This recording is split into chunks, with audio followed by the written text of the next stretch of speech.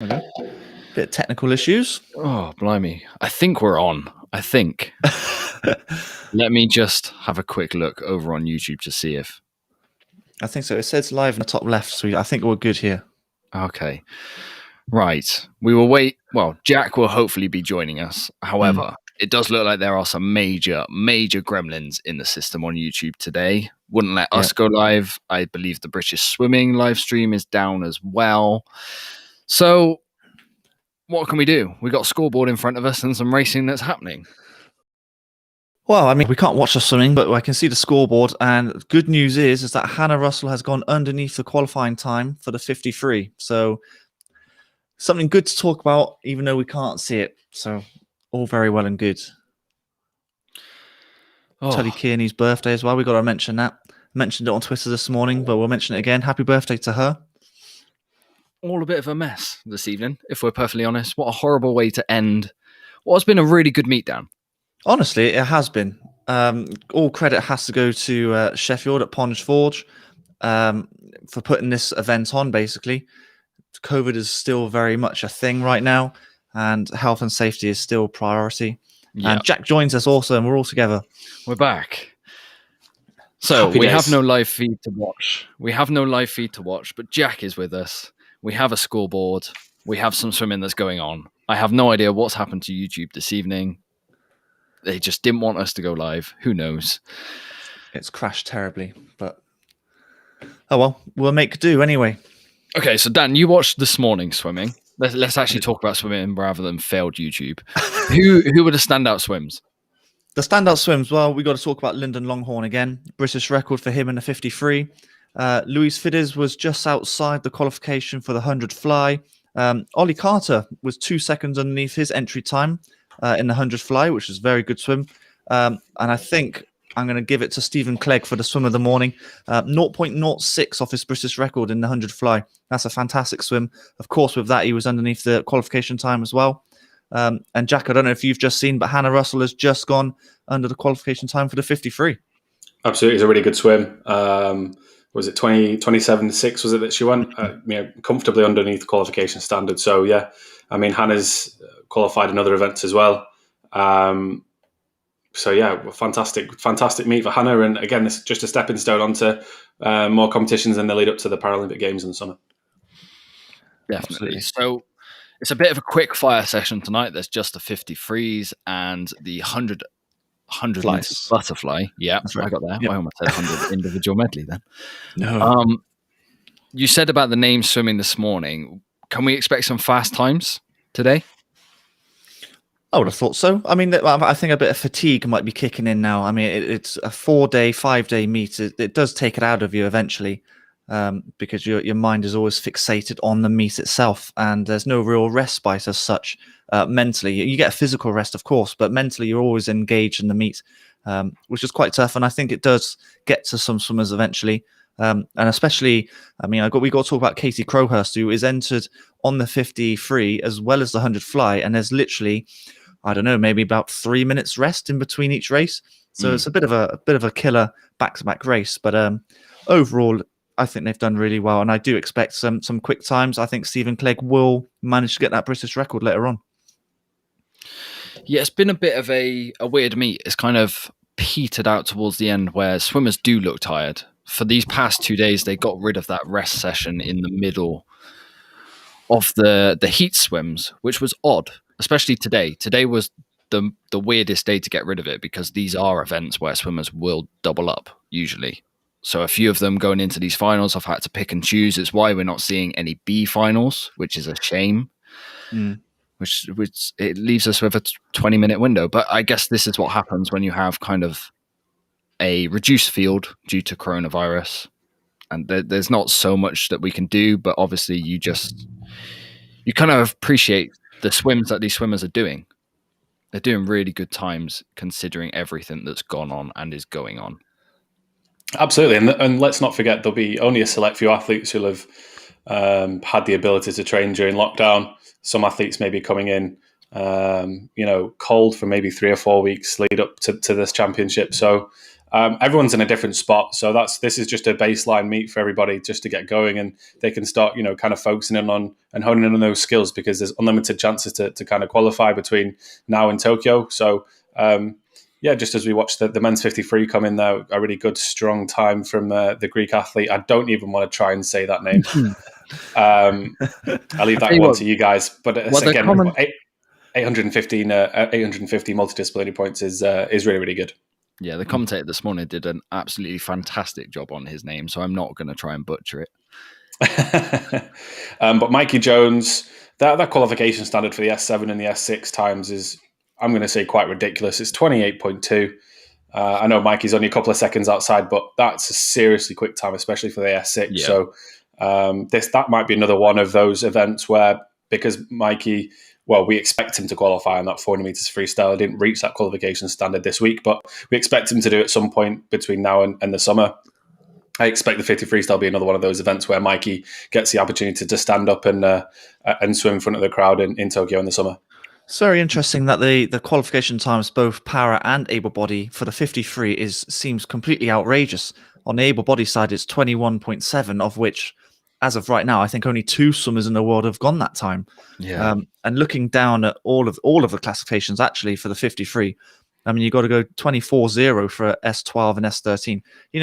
It's rapid speed. So you're doing very well to qualify for the 53, I find. Absolutely. And like you said, it's all based on UK sport and their medal targets. And there's no point spending money on flights to Tokyo, everything that comes with an individual entry and all the build-up. There's no point spending that money if there's not going to be guaranteed medals. So that's why that's the reason why the qualification standards are so quick, both for the Olympic team and the Paralympic team. So if you do manage to qualify, you will be a seriously quick swimmer, and doesn't matter what discipline you're in, and you have every opportunity of medaling in the summer. So that's just the way UK sport rule. That's the way they go about the business, and it's almost no compromise, pretty much, to try and maximize the success of the athletes. So, if anyone is watching this stream, I can confirm that the British swimming live stream is now back. Like us, they had to create a whole new video. I guess something just happened on YouTube where all kind of live videos crashed. But they're back, and the 100 meters butterfly for the women is next up on our schedule. Who are the names we're looking forward to here? For me, Katie Crowhurst, Louise Fedez, and Tony Shaw's got to be the 3 British athletes. Again, I think Tony Shaw was only just outside the qualification standard. I think she went at 1:10 this morning. The qualification standard's a 1:09.1. So let's see if she can dip under that 69 mark and again put her name on the team sheet for the 100 fly. I'm really interested to see what Katie Crowhurst does this evening, because she did double up both of the events this morning, if I remember correctly, with no gap in between, and this was the second event, and she still got within 2 seconds of her personal best. So with a bit more rest and a competitive final, all you're hoping for now is an improvement on her time this morning and a personal best, hopefully.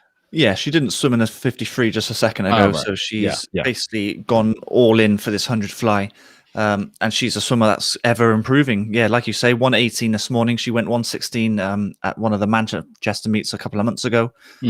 So yeah, I kind of, maybe a PB is a little bit out of reach, but anywhere around that 1:16 mark is a very good swim. I think the qualification time for her is a bit tough, but and a PB either way is going to be great for her.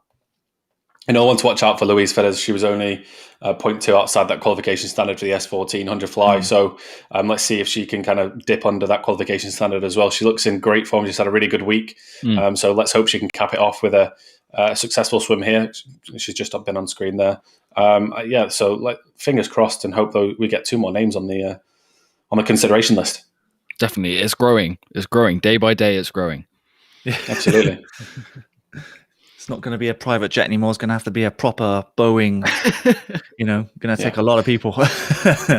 Full British Airways staff. Everyone involved. Yeah, Tony Shaw's a British record holder for this, isn't she? That's right.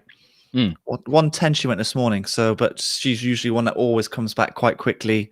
I say come back quite quickly. She comes back stronger in the evening session. So I think that British record could be potentially under threat here. Especially with Louise Fedez next to her. Right next to her, exactly, yeah. Just to push her along. and it's great that the two British athletes in the middle of the pool, hopefully working on each other, and it'll give someone for Tony to kind of chase, and if they're touch the water at similar time as both of them, will be really, really good swims. How often when you were racing, Jack, did you use in a multi-classification race like this? Did you use swimmers of faster PBs because of their classification? How often did you use them as kind of pacemakers or markers? There was probably only one swimmer that I would usually be in and around chasing, and that would be Scott Quinn. So he was a 67, 68 swimmer at that point in time. So that's a couple of seconds quicker than my British record for the SB 900 breaststroke. And he was a great person to chase and train with, because we were training partners in the lead up to the World Championships in Montreal. We'd do breaststroke sets together. We spent 2 or 3 weeks out in Mallorca training out there, and it was great fun, working and going through really tough sessions together. So Scott was always someone that when I got to the racing situation, that I knew if I was, with him there or thereabouts, I would be putting in a pretty strong swim. So, but what was frustrating, because there were so many S14s, I'd always end up in the B final because my multidisciplinary points multidisability points were anywhere close. But great to see that both Louise and Tony Shaw, have they? Oh no, Tony Shaw just missed out. But Louise has gone and dipped under that 67.5 qualification standard that she needs to reach. So that's really good. And again, exactly. But again, we think Tony Shaw, we look perhaps at a medley relay spot. Again, I mentioned it a couple of days ago that the women, the GB team, are the world record holders in this event. So it'd be interesting to see if Tony swims the butterfly leg of that relay, should they wish to put one forward. And Katie Crowhurst has gone within 0.5 of her personal best, which is good after a very busy meet for her. It's been very busy, especially today as well, with 2 back-to-back races this morning. I'd be very happy with that time if I were Casey. But I mean, Luis Fidesz is another Paralympic qualifier for the 100 fly, just scraping under that time. So another one to add to the list to the plane. Fantastic swims all around, and we've just got one more race to go. Believe it or not, that's the session. Absolutely. Then. Yes. So was that right? Katie has gone quicker heat to final again. Yeah, she's gone quicker by a good second and a half. Yeah, again, a trials event. That's all you can ask for. Just convert your time heat to final, and it's really good. Opportunity to replicate what you would want to try and do in the summer. Probably the race of the night. This one. Let's be honest. The men's 100 fly. It's going to be really, really quick. And just looking at those middle lanes: Alex Portell, Stephen Clegg, Rhys Dunn, Rhys Davis, Jack Milne. Those are going to be the ones where the medal's going to be decided for this particular event. So.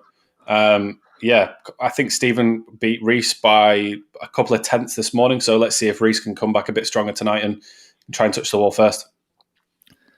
Yeah, Rhys has the faster time on paper, but that doesn't necessarily mean he's going to win the event. I think Stephen Clegg's point score this morning was well over 900, if I remember correctly. Absolutely. Which is a massive score. Yeah, it's amazing actually that they're all different classifications. So Rhys Dunn's an S14, you've got Stephen Clegg an S12, Alex Portell's an S13, and yet they all very much go similar times.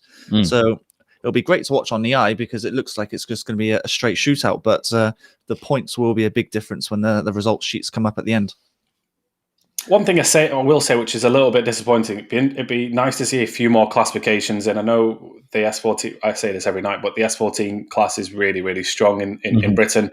But it would be nice to see a few more classifications represented. I would have liked to probably see a B final, just to give a bit of more variety of classifications and give more chances to younger athletes in different classifications the opportunity to be able to convert heat to final. So. Hopefully, as the season goes on and more people have access to swimming pools and get back into a full training cycle, we'll see more and more of the GB athletes from different classifications step up and try and put some really quick times forward for consideration. Yeah, that's what kind of confused me because with the shorter events, I would have thought there'd be A and B finals. And there were enough swimmers this morning to fill a B final, or near enough to fill a B final, which surprises me. I thought they would take the opportunity, seeing as though this session is only literally 20 minutes long, just to extend it that little bit extra to half an hour or so and get more people in the water racing, seeing as though we've had such a terrible year with everything closed. So I would have thought just get them in the water and race. Is it a case that those people who might have made up the B final chose to swim the 50? The 53. Potentially, who knows?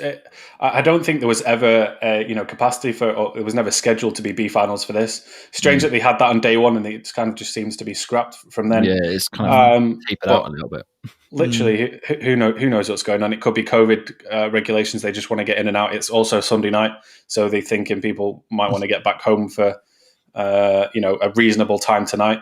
Yeah. They might be staying over. They may be doing a bit of a training camp afterwards. Who knows? But it's just a case of these are the swimmers we've got to watch tonight. So let's see how quickly they can all go. Well, they're not slow, these swimmers. These are some of the best S14. Stephen Clegg is one of the best S12s in the world. So we're not short of talent in the water. Let me tell you that. Am I correct in thinking Rhys Dunn has the world record in this event? I think he does. I think he does. Yeah, he got it in 2019, I believe. Was that the world champs? I can't remember if that was the world champs, but yeah, he's gone 54.4 for 100 fly. I'd love to have gone that time for 100 fly. Nowhere near really it. Strong. Yeah, really strong. The size of Stephen, the size of Rhys Dunn, they are big gentlemen, aren't they? They are. Yeah, they are. They look in really good shape considering the year we've had in and out of the pool. They both look in really good shape. So let's just see how they go. Great start from Rhys Dunn there, and that's a nice, really relaxed stroke. Breathing every stroke like Phelps. It just looks really easy, right? Got to have a lot of flexibility to be able to do that. Absolutely. Yeah. And the hand position at the top as well, just almost caressing the water as their hands come in together. It looks great. It's a really good technique. See how the turn goes. Bit of a glide. Yeah, a bit of a long glide for that turn, wasn't it? Because he 26.5, only 100 split in the Stephen Clegg and Rhys Dunn. Yeah, it's going to be a really good race. It was actually Stephen Clegg that had the better turn of actually just then. He actually made up ground on Rhys Dunn, but it looks like Rhys Dunn is the better technician almost, if you like. He's got the higher hips and I don't know, maybe the bigger shoulders, and that's what's making him go further on the strokes. Is that a world record for Stephen Clegg? Looks like it. No way. 50. Yeah, it is. Unbelievable. That's unbelievable. world record. By 0.1. Fantastic. What a way to finish the meet. Stephen Clegg, world record. Wonderful swim. Race of the meet, and we have a world record. No way. Fantastic. How much did he beat from this morning, it did kind of look like a fast time was on the cards from him. Wow, what a swim. I mean, he looked so comfortable this morning when he was 0.06 off the British record. I didn't think he was going to a world record. That is a fantastic swim from him. God, now he's a real serious threat when it gets to the Tokyo Paralympics. God, he's got to be favourite to win the gold now, surely. Absolutely. And what a way to round out the meet. We've had a really good positive week. British records galore, a few world records, and to finish the meet with a world record, like you can't ask much more, can you? I was going to say, I think he might owe Rhys Dunn a pint after this. Tell him through it. The whole thing. Pulled him to a great time. Yeah, literally dragged him through. Yeah. Okay. That's good to see. It was good sportsmanship after as well. Shaking hands with Stephen Clegg. So, fantastic swim from them both. And Stephen Clegg takes the win, takes the dub. Well, that's it for racing. The Paris Swimming International Meet up in Sheffield is done. Thank you, everyone, who joined us over, 4 days worth of racing? Absolutely. That's right. We've loved our first kind of coverage of a full para swimming meet. Jack, you have been an amazing help during it all. We've loved having you on. Pleasure. And you're definitely welcome again in the future. Absolutely. I'd love to do something, maybe another World Series, another meet in the UK, maybe the European Championships in Madeira, and then obviously the big one in the summer. Hopefully they all go ahead. Fingers crossed. Yeah, I mean, it's looking good for this country. Everything is starting to slowly open up, but it just depends. I know there's a bit of trouble in Europe at the moment, but depends how everything goes in Japan. We're going to stay positive. We're going to say that it is actually going to happen. I believe that it will do. And yeah, I'm going to mimic what Scott says and say thank you very much, Jack. You've helped us a lot. We've learned so much on the para side as well. And you're welcome back anytime. An absolute pleasure. Thank you, gentlemen. And good luck with the Olympic trials next week. Thank you very much. Well, I think that's a very good place to end this live stream for tonight. It's a shame it kind of started off with some gremlins in the system, but we managed to watch the best race of the meet, if I'm perfectly honest. that world record to finish is a perfect ending note. So thank you so much for anyone who watched our live streams during the whole meet, and please subscribe to the Propulsion Swimming YouTube channel for more meet coverage in the future. We will see you all soon. See you later on, guys. Thank you. Cheers. Thank you. Bye.